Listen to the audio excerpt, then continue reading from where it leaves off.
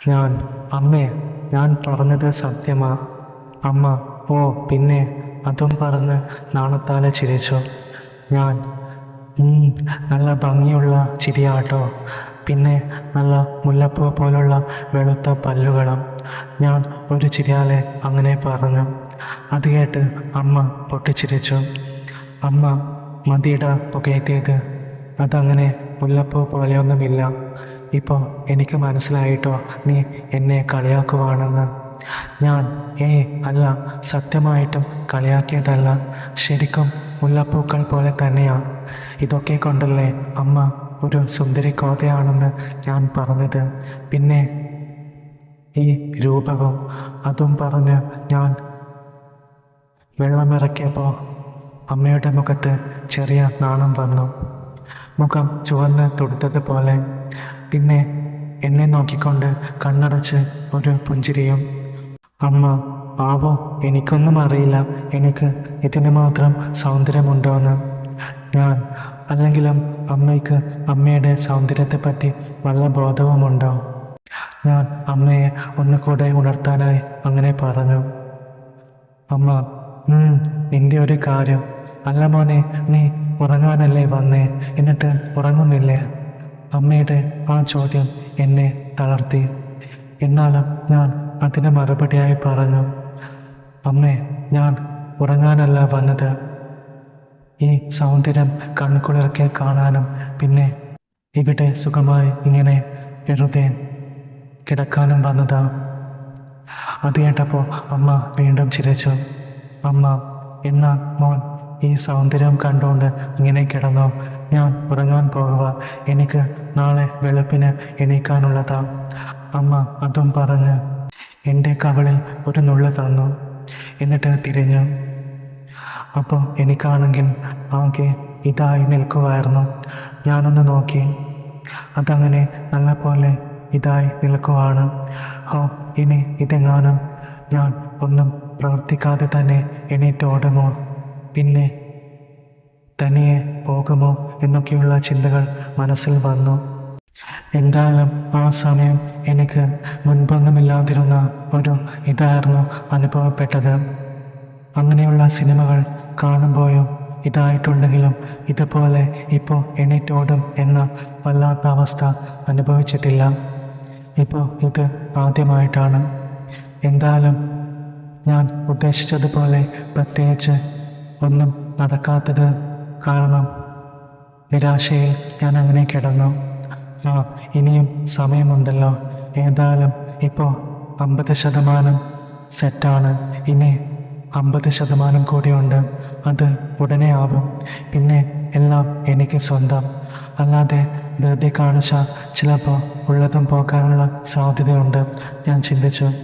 അങ്ങനെ പിന്നീടപ്പോഴോ ഞാൻ ഉറങ്ങിപ്പോയി. അങ്ങനെ അന്നത്തെ ദിവസം കഴിഞ്ഞു. പിറ്റേന്ന് രാവിലെ ഞാൻ അല്പം വൈകിയാണ് എണീറ്റത്. അമ്മ നേരത്തെ എണീറ്റ് പോയി അടുക്കളയിൽ പണി തുടങ്ങിയിരുന്നു. അച്ഛനാണെങ്കിൽ നേരത്തെ തന്നെ എണീറ്റ് പോയിട്ടുണ്ടായിരുന്നു. എന്തായാലും ഞാൻ അന്ന് കട്ടിലിരുന്ന് ഒരു കാര്യം തീരുമാനിച്ചു. എന്ത് വന്നാലും ഇന്ന് രാത്രി തന്നെ എനിക്ക് മൊത്തത്തിൽ സ്വന്തമാക്കണം. അതിനായി അമ്മയോടൊന്നുകൂടെ നല്ല രീതിയിൽ സംസാരിക്കണം. പക്ഷേ എന്നോട് അതിന് താല്പര്യമില്ലെന്ന് അറിഞ്ഞാൽ എനിക്ക് പിന്നെ നിർബന്ധിക്കാനൊന്നും പറ്റില്ല. താല്പര്യമാണെങ്കിൽ മാത്രം, അല്ലാതെ വേറൊന്നും ഉണ്ടാവില്ല. എന്തായാലും താല്പര്യമില്ലാതിരിക്കില്ല. അവർക്കും സന്തോഷവും അതിലേറെ സുഖവും വേണമല്ലോ. എങ്ങനെയെങ്കിലും അവർക്കും ഇതൊക്കെ ചെയ്യാൻ താല്പര്യം ഉണ്ടാക്കിയെടുക്കണം. അതിനായി എനിക്ക് അതും ഇതുമൊക്കെ ചെയ്ത് കാണിച്ച് അവരെ വിഷമിപ്പിക്കാതെയും വേദനിപ്പിക്കാതെയും ആ അവസ്ഥയിലേക്ക് കൊണ്ടുവന്ന് അതിനായി പ്രേരിപ്പിക്കണം. എന്നിട്ട് അവർ തന്നെ എന്നോട് അങ്ങനെ വേണം എന്ന് പറയണം.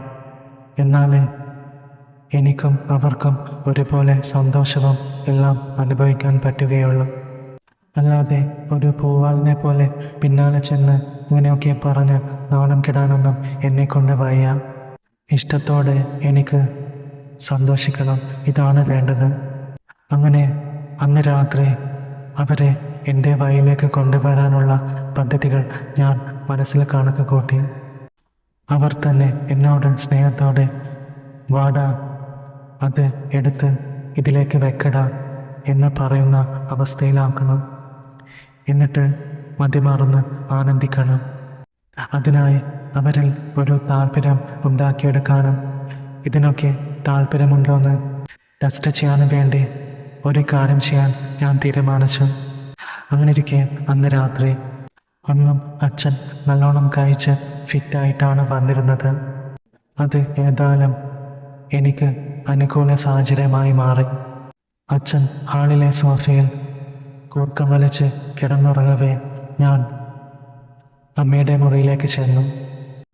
എന്നെ കണ്ടതും അമ്മ ഉറക്കച്ചടവോടെ തിരിഞ്ഞു നോക്കി, പിന്നെ തിരിഞ്ഞു കിടന്നു. ഞാൻ അവിടെ അടുത്ത് ചെന്നു. അങ്ങനെ കിടന്നു. കണ്ണടച്ച് കിടക്കുന്ന അമ്മയെ ഞാൻ പതിയെ വിളിച്ചു. അമ്മേ, ഉറങ്ങിയോ? ഇല്ല, ഉറക്കം വരുന്നുണ്ട്. അമ്മ കണ്ണ് തുറന്ന് എനിക്ക് മറുപടി നൽകി. ഓഹോ, അപ്പോൾ ഉറങ്ങിയില്ലായിരുന്നു അല്ലേ? എന്താടാ?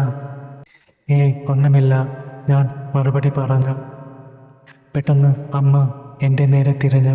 എന്നിട്ട് പറഞ്ഞു, എന്താ ഉറങ്ങാൻ നിൽക്കുന്ന എന്നെ വിളിച്ചിട്ട് നീ ഒന്നുമില്ല എന്ന് പറയുന്നു? എന്തിനാ വിളിച്ചത്? കാര്യം പറ. പക്ഷെ ഞാൻ ഒന്നും പറയാതെ അങ്ങോട്ടേക്ക് നോക്കി തന്നെ അങ്ങനെ മിണ്ടാതിരുന്നു. പെട്ടെന്ന് അവർ എനിക്ക് ഒരെണ്ണം തന്നു. ആഹാ, എനിക്ക് തന്നു അല്ലേ, അപ്പോൾ ഞാനും ഒന്ന് തരണ്ടേ? അതും പറഞ്ഞ് ഞാൻ അനുവാദം ചോദിച്ചു. അപ്പോൾ അവർ പുഞ്ചിരിച്ചുകൊണ്ട് പറഞ്ഞു, ആ, അതിനെന്താ, തന്നോളൂ, നിനക്ക് എത്ര വേണമെങ്കിലും തരാലോ, നിന്റെ സ്വന്തം തന്നെയല്ലേ, അതുപോലെ എനിക്കും എത്ര വേണേലും അങ്ങോട്ടും തരാം. അത് കേട്ടപ്പോൾ എനിക്ക് സന്തോഷം തോന്നി. എങ്കിലും ഞാൻ ഒരു ഉറപ്പിനായി ഒന്നുകൂടെ ചോദിച്ചു, ഉറപ്പാണല്ലോ അല്ലേ? പിന്നെ ഞാൻ തന്നിട്ട് എന്നോട് ദേഷ്യമൊന്നും തോന്നരുത്.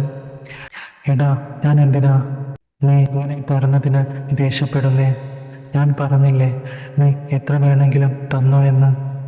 അവരുടെ വിചാരം ഞാൻ അവിടെയും ഇവിടെയുമൊക്കെയാണ് കൊടുക്കാൻ പോകുന്നതെന്നാണ്.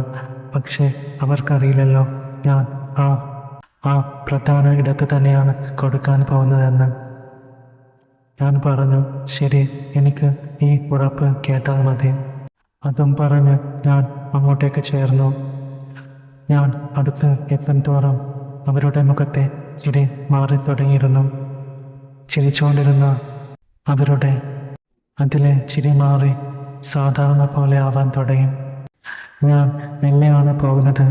കാരണം അവർക്ക് അതിനോട് താല്പര്യമുണ്ടോ ഇല്ലയോ എന്ന് അറിയാൻ വേണ്ടിയാണ് ഞാൻ മെല്ലെ പോകുന്നത്. ഈ സമയം അവർക്ക് വേണ്ടെങ്കിൽ മാറാം, അല്ലെങ്കിൽ തടസ്സം പറയാം, എന്തെങ്കിലും ചെയ്യാം. എന്നാൽ അവർ അങ്ങനെയൊന്നും കാട്ടിയില്ല.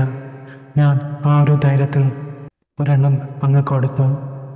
നന്നായി അമർത്തി തന്നെ കൊടുത്തു. പിന്നെ ഒരു 5 മിനിറ്റോ 10 മിനിറ്റോ ഒക്കെ ആയി കാണും. അവരാണെങ്കിൽ ഒന്നും പ്രതികരിക്കുന്നുമില്ല, ഒന്നും കൊണ്ടും പ്രതികരിക്കുന്നില്ല. ഞാനാണെങ്കിൽ അങ്ങനെ മാറി മാറി ഇതാക്കുന്നുണ്ടായിരുന്നു. 5-10 മിനിറ്റ് എന്നൊക്കെ വെറുതെ പറഞ്ഞതാട്ടോ. ഒരു മിനിറ്റ് 2 മിനിറ്റോ എടുത്തുള്ളൂ. പെട്ടെന്ന് അവർ തന്നെ അതിൽ നിന്നും പിന്മാറി. ദേഷ്യത്തോടെ അവർ എന്നോട് പെരുമാറും എന്നാണ് വിചാരിച്ചത്. പക്ഷേ ആള് ദേഷ്യത്തിലല്ലായിരുന്നു, ഞെട്ടിയ ഒരു അവസ്ഥയിലായിരുന്നു.